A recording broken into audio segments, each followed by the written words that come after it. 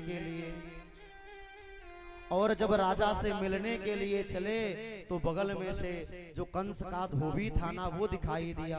बहुत सारे वस्त्र को लिए धोबी जा रहा था।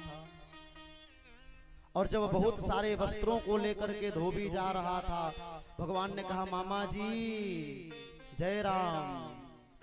धोबी ने कहा रे मामा कैसे कहा तूने मुझे? भगवान कन्हैया ने कहा देखो ये यहाँ के जो राजा है ना कंस, वो मेरे मामा लगेंगे, तो मामा के गांव के सबरे मामा। तो यहाँ के जब राजे हमारे मामा हैं तो मामा के गांव के सबरे मामा।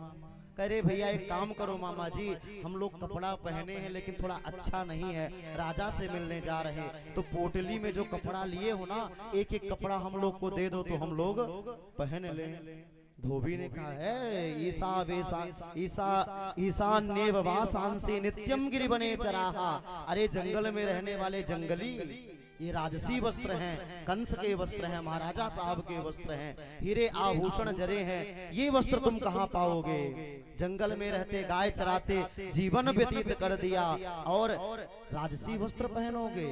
और जब भगवान को जंगली कहा तो भगवान को जंगली कहा, भगवान ने जोर से हाथ को घुमाया और एक मुक्का दिया तो जो धोबी का सर था वो अलग कट करके गिर गया। गोविंदाय नमो नमः।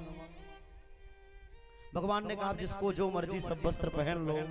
सारे ब्रजवासी अपने से वस्त्र पहन लिए। और वस्त्र तो चमकीले थे, रेशमी थे, हीरे आभूषण जड़े थे, लेकिन वस्त्र महाराज के थे तो फिटिंग के नहीं थे। और जब चले तो भगवान जब चले तो मानो वस्त्र फिटिंग के नहीं थे, तो पूरे रास्ते में झाड़ू लगाते हुए चल रहे। ऐसे लग रहा कि जैसे किसी ने हैंगर में कपड़े को टंगा दिया हो ना, इतने बड़े बड़े वस्त्र थे। अब भगवान थोड़ा आगे बढ़े तो एक दर्जी दिखाई दिया। दर्जी ने कहा रे महाराज लाइए ये कपड़े ठीक कर दूं। भगवान ने कहा तूने तो मेरे मुख की बात छीन लिया, जल्दी ले कपड़ों को काट छांट करके ठीक कर दे। दर्जी ने भगवान के कपड़े लिए और काट छांट करके सबको फिटिंग के बना दिया। सब ग्वाल वाले खुश हो गए, भगवान खुश हो गए। दर्जी के ऊपर जब खुश हो गए भगवान, भगवान ने कहा वरदान मांगो क्या चाहिए? दर्जी ने कहा अभी हमने देखा है आपने धोबी को वरदान दिया है, उसका सर अलग पड़ा है, मुझे वरदान नहीं चाहिए। भगवान ने कहा नहीं नहीं वरदान मांगो क्या चाहिए?